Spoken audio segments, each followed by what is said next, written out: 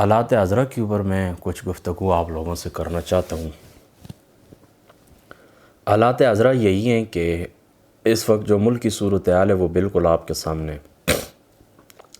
آج سے چند دن پہلے میں نے کچھ گفتگو کی تھی اپنی مسجد کے اندر، وہاں پر میں نے آپ کو یہ بات کہی تھی کہ موجودہ جو سیاسی صورتحال ہے، یعنی عمران خان صاحب کا احتجاج کرنا، پی ٹی آئی کا احتجاج کرنا، پروٹیسٹ کرنا، تو اس احتجاج کے پیچھے فقط ایک ہی بات ہے کہ الیکشن ہو جائیں اور اس کے نتیجے کے اندر میری باری آ جائے، میں جیت جاؤں، مجھے حکومت مل جائے۔ یعنی جو کچھ آپ کو نظر آتا ہے نا، یہ کرسی کا کھیل ہے، یہ اقتدار کے لیے سب کچھ، نسلوں کے لیے کچھ بھی نہیں ہے، آپ کا مستقبل اس میں کچھ بھی نہیں ہے۔ یعنی دیکھیں نا، وہاں پر بھی میں نے یہ بات آپ کو وضاحت کے ساتھ بتائی تھی کہ جو ہمارے ملک پاکستان کے اندر جو جنرل الیکشن ہوئے ہیں، یعنی جو ضمنی انتخابات ہیں ان کو چھوڑ کر وہ 1 درجن سے زائد ہیں، تو اس کے نتیجے کے اندر آپ خود بتائیں کہ کیا تبدیلی آئی۔ جب وہاں پر تبدیلی کوئی نہیں آئی، یعنی الیکشن کے اس موجودہ نظام کے تحت جو الیکشن ہوئے ہیں تو ان کا کوئی خاطر خواہ نتیجہ نہیں نکلا ہے، تو آگے نتیجہ کیا نکل سکتا ہے؟ لہٰذا میں اپنے جتنے بھی میرے دوست احباب ہیں، میں کبھی بھی ان کو مشورہ نہیں دوں گا کہ اس پروٹیسٹ کے اندر آپ بھی شامل ہو جائیں، آپ بھی احتجاج کریں اور آپ کو کوئی فائدہ ہوگا، کچھ فائدہ بھی نہیں ہوگا، وہی اسی طرح معاملات ہوتے رہیں گے۔ دیکھیں، عمران خان صاحب نے تقریباً 3.5 پونے 4 سال حکومت کی ہے، اس کے نتیجے میں آپ مجھے بتائیں نا، ہمارے ملک کے اندر کوئی ایک ادارہ انہوں نے ٹھیک کیا ہو کہ اس ادارے نے ٹھیک طرح کام کرنا شروع کر دیا ہو؟ کچھ بھی نہیں ہوا۔ جو کچھ ظلم ہوا تھا ماضی کے اندر، دیکھیں ڈاکٹر قادری صاحب کے ساتھ انہوں نے وعدہ کیا تھا کہ آپ کے جو ماڈل ٹاؤن کے شہداء ہیں میں ان کو قصاص دلواؤں گا، ان کو بدلہ دلواؤں گا، کچھ بھی نہیں ہوا۔ سانحہ ساہیوال آپ کے سامنے، اس کا کوئی نتیجہ نہیں نکلا۔ دیگر جو ملک کے اندر چھوٹے بڑے سانحات ہوتے رہے ان کا کوئی فائدہ بھی نہیں ہوا۔ الیکشن کمیشن اسی طرح ٹھیک ہے، اسی طرح پڑا ہوا ہے، اس کے اندر کوئی اصلاحات ریفارمز کوئی نہیں ہوئی، عدلیہ کے اندر کوئی ریفارمز نہیں ہوئی، کوئی تبدیلی واقع نہیں ہوئی۔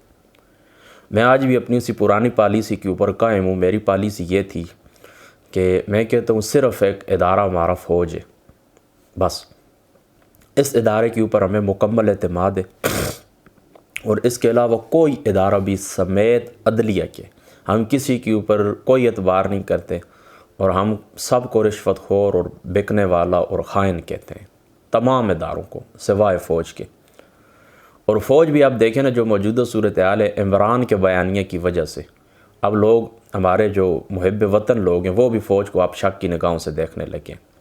یعنی اس شخص نے اپنی کرسی بچانے کے لیے کتنا آگے تک یہ چلے گیا ہے کہ درمیان کے اندر فوج کو انوالو کر لیا ہے کہ انہوں نے اس طرح کیا، انہوں نے اس طرح کیا۔ آپ کو معلوم ہونا چاہیے، اسٹیبلشمنٹ ہوتی ہے، ہر ملک کی ہوتی ہے، اسٹیبلشمنٹ کے اندر فوج بھی ہوتی ہے، دیگر ادارے بھی ہوتے ہیں، عدلیہ بھی ہوتی ہے، دیگر سلامتی کے ادارے بھی ہوتے ہیں، یہ سارے مل بیٹھ کے فیصلہ کرتے ہیں اپنے ملک کی بقا کے لیے، بہتری کے لیے، جو بندہ انہیں بہتر لگے اس کے لیے ان کی کوشش ہوتی ہے، ٹھیک ہے، ہونی بھی چاہیے۔ اب فوج یہ تو نہیں دیکھ سکتی نا کہ ایک بالکل اندھا شخص آپ بٹھا دیں، بالکل بے بصیرت شخص آپ بٹھا دیں اور آپ کہیں کہ آپ لا تعلق ہو جائیں اور بیغام سائیڈ کے اوپر ہو جائے۔ ٹھیک ہے، فوج کا سیاسی کردار نہیں ہونا چاہیے، ان کی جو ذمہ داری ہے اسی ذمہ داری کو وہ نبھائیں کہ وہ ملک کی جو سرحدیں ان کی حفاظت کریں، لیکن ایک محب وطن ادارہ ہے، اسی کی بنا کے اوپر ہم کھڑے ہیں، اسی کی فوج کی وجہ سے ہم بچے ہوئے ہیں، ورنہ ہماری جو حالت ہے وہ افغانستان والی، کشمیر والی، فلسطین اور شام والی ہو جاتی، کیا صورتحال باقی رہ جاتی۔ تو میری پالیسی یہی ہے، میرا ایک مقولہ ہے، میں اسی کے اوپر آج بھی ہوں، اور سب ادارے بکے ہوئے سوائے ایک فوج کے۔ اور عمران کے اس غلط بیانی کی وجہ سے آج لوگ فوج کے اوپر بھی انگلیاں اٹھاتے ہیں، جو کہ انتہائی قابل تعجب بات ہے اور انتہائی فکر انگیز بات ہے، اور اس کے اوپر اداروں کو بھی سوچنا ہوگا۔ تو یہ آپ کو میں پہلے بھی یہ بات بتا چکا ہوں، اب بھی میں یہی کہتا ہوں کہ ڈاکٹر طاہر القادری صاحب کی دیکھیں جو کچھ کوششیں تھیں، ان کوششوں کے نتیجے میں اسی نتیجے کے اوپر پہنچوں، جو کچھ میں نے ان کا مطالعہ کیا ہے، تو وہ یہی کہتے ہیں کہ ساری جو خرابی کی جڑ ہے وہ الیکشن کمیشن ہے۔ الیکشن کمیشن کا ادارہ ٹھیک ہو جائے تو پھر اس طرح ہوگا کہ ہمارے ملک کے اندر جو انتخابات ہوں گے وہ شفاف ہوں گے۔ جب انتخابات شفاف ہوں گے تو پھر ہر بندہ، آپ بھی الیکشن کے اندر حصہ لے سکیں گے، میں بھی حصہ لے سکوں گا، دوسرا شخص بھی حصہ لے سکے گا۔ ابھی تو یہ جتنے بھی غنڈے ہیں ان کے سامنے آپ سوال ہی نہیں پیدا ہوتا کہ آپ اپنے نامزدگی کے کاغذات آپ جمع کروا سکیں۔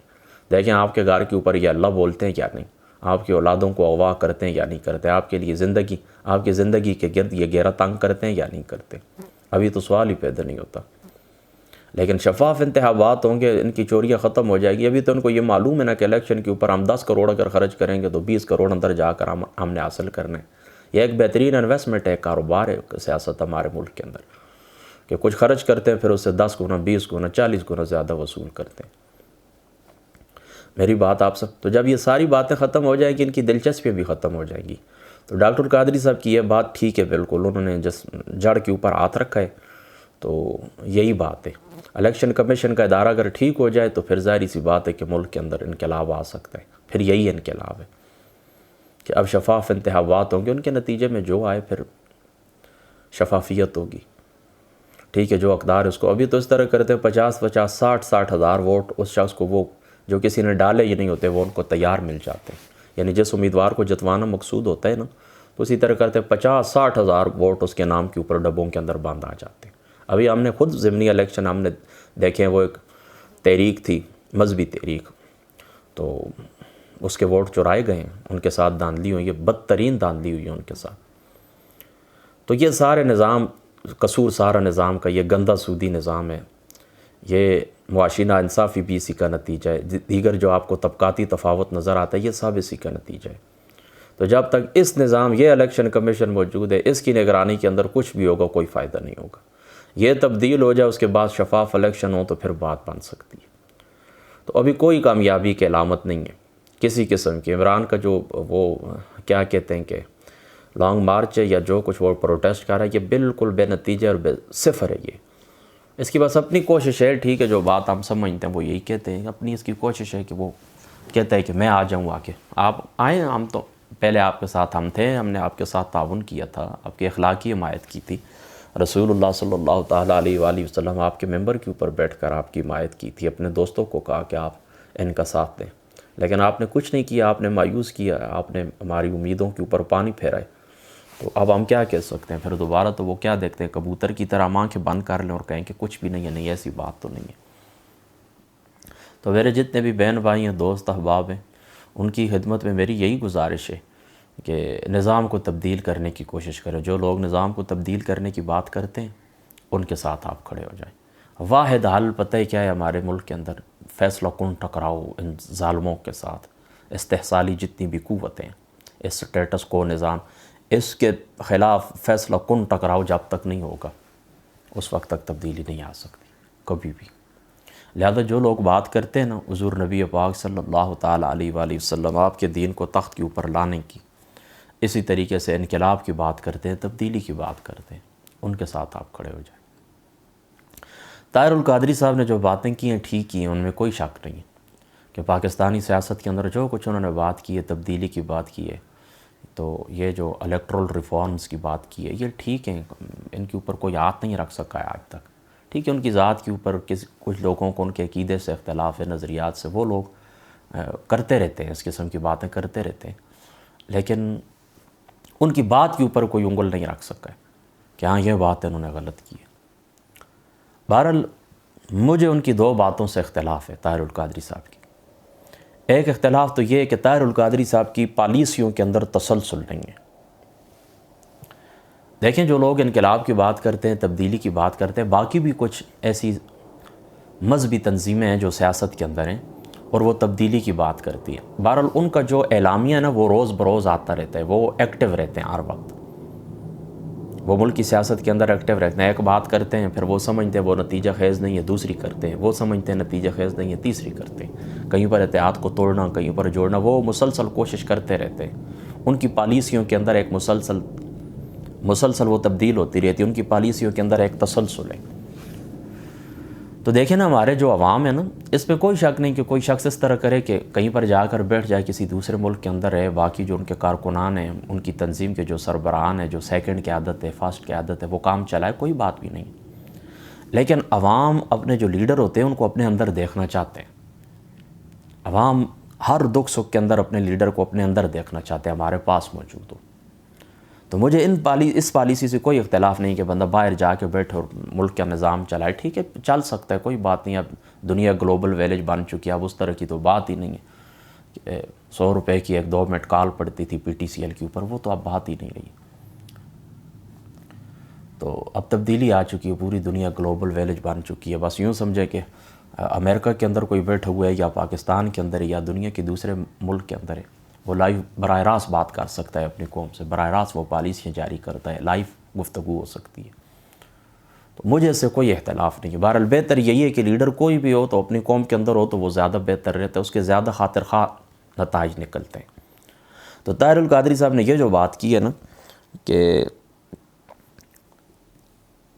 تبدیلی کی، انقلاب کی اور الیکشن کمیشن کی تبدیلی کی، یہ بات بالکل درست ہے، لیکن اس کے ساتھ ان کی پالیسیوں کے اندر تسلسل ہونا چاہیے تھا۔ ان کی جو معاملات ہیں، سیاسی معاملات ہیں، وہ مسلسل جاری رہنے چاہیے تھے۔ تو ان کی پالیسیوں کے اندر تسلسل نہیں ہے، وہ رک جاتے ہیں، پھر کبھی کوئی بیان ہو جاتا ہے، پھر دوسری طرف ان کی توجہ ہوتی ہے، وقفے سے، اس طرح نہیں۔ یہ مجھے ان کی ذات سے اختلاف ہے۔ دوسرا یہ اختلاف بھی ہے کہ آپ جس طرح بات کرتے ہیں نا کہ ہم جی کریں گے تو انقلاب آ جائے گا، اس طرح نہیں ہوتا۔ آپ یہ بھی نہیں کہہ سکتے کہ عوام نے ہمارا ساتھ نہیں دیا ہے۔ طاہر القادری صاحب کی اپنی تقریر ہے 2013 کا جو ان کا دھرنا تھا، اس کے اندر خود 40 لاکھ کا لفظ انہوں نے خود بولا تھا کہ میرے ساتھ 40 لاکھ لوگ نکلے۔ لاہور کے اندر جو ان کی تقریر تھی، اس کے اندر انہوں نے واضح طور پر فرمایا تھا کہ میرے پاس ابھی مینار پاکستان میں 2 ملین لوگ موجود ہیں اور داتا دربار اسلام آباد کے لیے 4 ملین لوگ ہوں گے۔ اور پھر پہلی جو ان کی تقریر تھی جہاں پر انہوں نے کہا تھا کہ اب میں یہیں تقریر نہیں کروں گا، میں آگے میری وہ منزل جو ریڈ زون کے قریب وہ جگہ میں نے وہاں پر پارلیمنٹ ہاؤس کے سامنے میرا اسٹیج لگنا ہے۔ تو وہاں پر آپ نے کہا تھا ٹھیک ہے، بعد میں اس کو ڈیلیٹ کیا گیا، لیکن میں اللہ تعالیٰ کو سامنے گواہ رکھ کے کہتا ہوں کہ طاہر القادری صاحب نے یہ کہا ہے کہ میرے ساتھ 40 لاکھ لوگ ہیں۔ باقی بھی جہاں پر بھی انہوں نے جلسے کیے، خود اپنے زبان سے وہ کہتے رہے کہ یہ لاکھوں کا سمندر ہے میرے ساتھ۔ تو یہ بات بھی مجھے ان کی بڑی عجیب لگتی ہے کہ وہ جس وقت کہتے ہیں، میں نے ابھی ان کے انگلینڈ کی ایک تقریر سنی ہے کہ وہ کہتے ہیں کہ میں نے اپنا حق ادا کیا، لوگ نہیں نکلیں تو اب میں کچھ بھی نہیں کروں گا۔ یہ بات کسی طرح ایک لیڈر کی شایع نشان نہیں ہے۔ نہیں ہو سکتا تو ٹھیک ہے، چھوڑ دیں، ہمارے بس کے اندر نہیں ہے۔ بہرحال پلیٹ کے اندر رکھ کے انقلاب نہیں آئے گا کبھی بھی۔ آپ کہیں کہ ہم مذاکرات کے ذریعے، جس طرح انہوں نے کہا نا کہ گرین ریولوشن، سبز انقلاب، ہم اس کے میں سخت مخالف ہوں، اس طرح نہیں ہوگا۔ دیکھیں صاحب کا جو اللہ تعالیٰ کی ذات اقدس نے دنیا کو اسباب کے ساتھ چلا ہے، یہاں پر اب معجزے نہیں ہوتے اسباب کے ساتھ۔ دیکھیں نا صاحب کا انقلابات کو آپ دیکھ لیں، برطانیہ کے اندر جس وقت انقلاب آیا، پھر ان کی دیکھا دیکھی کے اندر باقی یورپین ممالک نے کوشش کی ہے، جو انقلابات آئے ہیں۔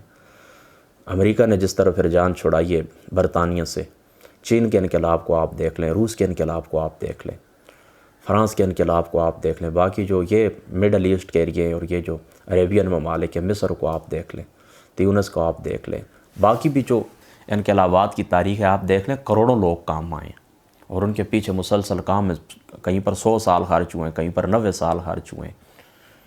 انقلاب ایران کو دیکھ لیں، کم و بیش 90-100 سال خرچ ہوئے ہیں۔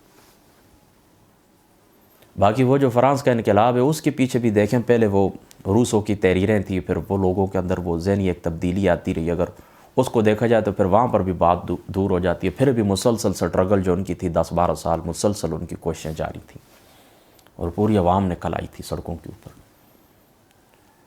تو کروڑوں لوگ کام آئے ہیں، کروڑوں لوگ کام آئے ہیں۔ انقلاب چین کا آپ مطالعہ کریں، کروڑوں لوگوں کی گردنیں کٹی ہیں، خون بہائے، کروڑوں لوگ جان سے گئے، تب انقلاب آیا۔ اس طرح نا کہ یہ جس کو کہتے ہیں نا کہ پولیٹیکل سٹرگل، اس کے ذریعے انقلاب آ جائے، جس طرح حضرت قائد اعظم صاحب رحمۃ اللہ تعالی علیہ آپ نے پولیٹیکل سٹرگل کے ذریعے، پولیٹیکل پیسفل ڈائلاگ کے ذریعے، اور اس طرح انہوں نے پاکستان حاصل کیا۔ دیکھیں وہ تقسیم کی بات تھی، اگر آپ کا جگہ کے اوپر جھگڑا ہے نا کہ یہ خطہ مجھے دے دیں، یہ خطہ آپ رکھ لیں، میری یہ ضروریات ہیں، تو یہ باتیں حل ہو سکتی ہیں۔ لیکن آپ دیکھتے ہیں کہ ہمجیت ہر طرف، جہاں پر آپ دیکھتے ہیں آپ کو بگاڑ نظر آتا ہے، اوپر سے لے کر نیچے تک۔ تو وہاں پر اس طرح نہیں ہو سکتا کہ آپ سیاسی کوشش کریں اور ڈائلاگ کے ذریعے آپ جی حضوری کرتے رہیں اور انقلاب آ جائے، اس طرح نہیں ہوگا۔ فیصلہ کن ٹکراؤ کے لیے آگے آنا ہوگا۔ اور میں عوام جو میری پاکستانی قوم ہے، میں ان کی خدمت میں بھی یہ گزارش کرتا ہوں کہ اگر آپ لوگ خود اتفاق کریں، میں کہتا ہوں 10-12 لاکھ 20 لاکھ لوگ بھی اکٹھے ہو جائیں، تبدیلی آ جائے گی خود بخود۔ یہ ملک کی جو سلامتی ادارے ہیں، یہ آپ کی کوششوں کے مطابق آپ جس طرح کہیں گے اسی طرح وہ کریں گے. تبدیلی آج پھر کسی لیڈر کی بھی آپ کو ضرورت نہیں ہے. کسی لیڈر کی آپ کو یہ تو نہیں کہ 40 لاکھ لوگ نکلیں تو لازمی ان کے لیے کوئی لیڈر ہو. ان کے بغیر آپ نکل آئیں. اس نظام سے آپ خود بغاوت کریں تو کیا ہو جائے گا؟ خود بخود تبدیلی آ جائے گی. تو بات تھوڑی لمبی ہو گئی. میں پھر اپنا جملہ دہراتا ہوں کہ طاہر القادری صاحب کی جو پالیسیاں ہیں ان کے اندر ایک تو تسلسل ہونا چاہیے اور دوسرا گرین ریولوشن کی بات ہم تسلیم نہیں کرتے. اس طرح نہیں ہوگا، کبھی بھی نہیں ہوگا، کبھی بھی نہیں ہوگا. آپ لکھ لیں اس بات کو. منہج انقلاب نبوی جو کتاب ہے نا ڈاکٹر اسرار کی، جو کچھ انہوں نے لکھا ہے بات اسی طرح ہی. اور ان کی باتیں بھی ٹھیک ہیں. ان کے جو قرآنی فلسفہ انقلاب ہے آپ اس کو پڑھیں. مودودی صاحب کا سیاسی نظام کے اوپر جو کچھ لکھا ہوا ہے تبدیلی کی جو اس کو آپ پڑھیں. اسی طریقے سے قرآنی فلسفہ انقلاب تو ڈاکٹر قادری صاحب ہے نا. منہج انقلاب نبوی اور مودودی صاحب کی تحریریں جنہوں نے ان کی سب کی تحریریں ایک ہی ہیں. ان کا سب کا استدلال ایک ہی جگہ سے لیظہرہ علی الدین کلہ وقاتلوہم حتی لا تکون فتنۃ ویکون الدین کلہ للہ. یہی ان کا انقلاب ہے، یہی ان کا استدلال ہے. دیکھیں نا قرآن الگ الگ تو نہیں ہے نا، کسی کے لیے دین الگ، سب کا دین ایک ہی ہے نا. تو استدلال کی جو جگہ ہے وہ ایک ہی ہے. باتیں بالکل ٹھیک ہے. لیکن انہوں نے جو بات کی ہے نا کہ اس نظام کے خلاف فیصلہ کن ٹکراؤ، یہی میں سمجھتا ہوں اسی طرح ہی ہونا چاہیے اور اسی طرح ہوگا. اس کے علاوہ کوئی صورت بھی نہیں. تو یہ جو کھیل ہمارے ملک کے اندر چل رہا ہے نا انتخابات کا، یہ بالکل بے معنی. میری جو جہاں تک سوچ کام کرتی ہے میں کہتا ہوں کہ اس دفعہ 2023 کے جو الیکشن ہیں یہ ہو جائیں گے. اور شاید میں کہتا ہوں ہو سکتا ہے عمران کو حکومت بھی مل جائے. گو کہ اب چانس نظر نہیں آتے، مقبولیت اس کی بھی دن بدن کم ہوتی جا رہی ہے. بہرحال اس میں بھی کوئی شک نہیں کہ باقی جتنی بھی مذہبی تنظیمیں یا سیاسی تنظیمیں تو زیادہ جو عام عوام ہے وہ زیادہ عمران خان سے لوگ عقیدت اور محبت رکھنے والے لوگ ہیں. تو اس طرح ممکن ہے کہ ہو سکتا ہے کہ عمران کو حکومت مل جائے، ممکن ہے کہ بات. پھر اس طرح ہوگا کہ میں کہتا ہوں کہ پھر 2023 کے بعد شاید 28 کے الیکشن بھی ہو جائیں. لیکن اس کے بعد اگر ان 10 سالوں کے اندر میں یہ سمجھتا ہوں کہ کوئی شخص ایسا ہو کہ جو مسلسل اذان دیتا رہے، صدائے انقلاب دیتا رہے لوگوں کو. یہ دیکھیں نا سوئی قوم ہے، آپ کیا کہتے ہیں کہ اتنی عمر انہوں نے ذہنی غلامی کے اندر گزاری ہے. پہلے براہ راست ان کے غلام تھے، اب بالواسطہ ان کے غلام ہیں انگریزوں کے. تو یہ غلامی ان کے ذہنوں کے اوپر پکی فٹ ہو چکی ہے. تو آپ کیا کریں، سوئے رہیں اور 2 سال بعد اٹھ کے ایک بیان آپ دے دیں تو یہ جاگ جائیں گے؟ اس طرح نہیں ہوگا. مسلسل ان کے کانوں کے اندر خدا کے قرآن کی صدائے انقلاب آپ کو دینی ہوگی. روح ہے انقلاب کیا ہے، انقلاب کا مقصد کیا. مسلسل اگر لوگ اذان دیتے رہے نا، ان کے کانوں کے اندر یہ انقلاب کی صدا آتی رہی تو 10 سال کے بعد جا کر میں کچھ امید رکھتا ہوں کہ یہ لوگ کچھ بیدار ہوں گے اور یہ ایکشن لیں گے اور یہ اپنے حقوق کے لیے نکلیں گے حقیقی معنوں کے اندر. ابھی تو گپ شپ ہے صاحب نے اپنے مفادات کے لیے. کسی سیاسی لیڈر کے خاطر نکلنا ہوتا ہے تو وہ پاکستان کو آگے کر دیتا ہے، کہتا ہے پاکستان کے لیے نکلیں. کسی مذہبی لیڈر کو آگے کرنا ہوتا ہے تو وہ کہتا ہے اپنے مفادات اسلام کے لیے نکلیں. یعنی اسلام کو بھی لوگ اپنے مفادات کے لیے استعمال کرتے ہیں اور پاکستان کو بھی. جب کہ ہمیں یہ بھی پتہ ہے کہ بہت سارے لوگ جو پاکستان کا نام لینے والے ہیں ان کے آباء و اجداد اسی ملک کے غدار تھے. وہ کہتے ہیں ہم پاکستان کی پے بھی بننے نہیں دیں گے. وہ کہتے تھے ہم پاکستان بنانے کے گناہ کے اندر ہم شریک نہیں ہیں. میری بات آپ سمجھ گئے نا. تو یہ اس قسم کے لوگ ہیں. بہرحال چلو ٹھیک ہے، ابھی بن گیا ہے پاکستان. ہم تو کہتے ہیں اخلاص کے ساتھ اس کی سلامتی کے لیے کوشش کریں، امن کے لیے، خیریت کے لیے کوشش کریں کہ منصفانہ معاشی نظام ہمارے ملک کے اندر قائم ہو جائے. کوئی وائلیشن کہیں پر قانون توڑنے کی بات نہ ہو، سب لوگ قانون کے تابع ہو جائیں. ابھی تو قانون صرف اور صرف ان لوگوں کے لیے جو میرے جیسے لوگ ہیں. ہم تو ایک چونٹی کو بھی نقصان دے تو فوراً قانون کی گرفت میں آ جاتے ہیں اور وہ دن کو 2-2 ہزار قتل بھی کر دیتے ہیں اور کوئی پرواہ ان کو نہیں. میری بات آپ سمجھ گئے نا ساری. تو یہ ساری صورتحال انتخابات سے کچھ بھی حاصل ہونے والا نہیں ہے. اسی طرح رونا دھونا لگا رہے گا، پہلے سے حالات زیادہ بدتر ہوتے چلے جائیں گے. مجھ سے اگر آپ پوچھیں، یہ تو ہو گئی نا پاکستانی سیاست کی بات. اور پاکستانی سیاست اب اس کو سیاست کہنا بھی توہین ہے سیاست کی. یعنی اتنی آلودہ ہو چکی ہے نا کہ اس کو اب سیاست کہنا بھی سیاست کی توہین ہے. سیاست ایک مقدس اصطلاح ہے لیکن ان بے ایمان لوگوں کی وجہ سے یہ بھی بدنام ہو چکی ہے. اب ٹھیک ٹھاک بندہ بھی اگر سیاست کا نام لیتا ہے تو لوگ اس سے دور ہو جاتے ہیں. ٹھیک ٹھاک بندہ بھی. مودودی صاحب نے ان کی جو زندگی ہے میں نے پڑھی ہے، المودودی جو ان کی نعیم صدیقی کی لکھی ہوئی کتاب ہے، اس میں اس نے لکھا ہے کہ پھر جو بندہ سیاسی ہو جائے نا تو پھر اس کو بہت کچھ دیکھنا پڑتا ہے، اور پھر لوگ اس کی ویسے بھی بات سننا، جو مذہبی ٹھیک ٹھاک باتیں ہوتی ہیں وہ سننا بھی لوگ آرام سمجھتے ہیں۔ ایک لوگوں کی ذہنیت ہے، اس کو تبدیل کریں۔ ہاں، اسلام سیاسی مذہب ہے اور سیاست جز ہے دین اسلام کی۔ میری بات آپ کا بھی حق ہے، دوسروں کا بھی حق ہے۔ ہاں، موجودہ جو سیاست ہے بلا شبہ یہ گند ہے، اور یہ بلا شبہ آلودگی ہے، اور بلا شبہ یہ منافقت ہے اور کفر ہے۔ اس سے اللہ تعالیٰ کی ذات آپ کو بچائے اور اس سے دور رہیں۔ اور جو اس کے اندر ملوث ہو، اس کے ساتھ کھانا پینا اٹھنا بیٹھنا، آپ اپنے اوپر آرام کریں، کہ وہ سودی نظام اللہ تعالیٰ کیا کہتا ہے، یا ایھا الذین آمنوا اتقوا اللہ وذروا ما بقی من الربا ان کنتم مؤمنین فإن لم تفعلوا فأذنوا بحرب من اللہ ورسولہ۔ اگر تم اس طرح کرتے ہو نا کہ سود، تو یہ اعلان جنگ ہے اللہ تعالیٰ کی ذات اقدس کے ساتھ اور رسول پاک صلی اللہ تعالیٰ علیہ وآلہ وسلم آپ کی ذات اقدس کے ساتھ، تو یہ اعلان جنگ تو ہے نا۔ تو پھر جو اللہ تعالیٰ کی ذات اقدس سے اعلان جنگ کرتے ہیں آپ، پھر کیا کریں گے؟ آپ ان کا ساتھ دیں گے۔ اب آتے ہیں بین الاقوامی سیاست کی طرف۔ بین الاقوامی سیاست یہی ہے، پوری دنیا کی سیاست اس وقت اس کے گرد گھوم رہی، ان کا محور کیا ہے؟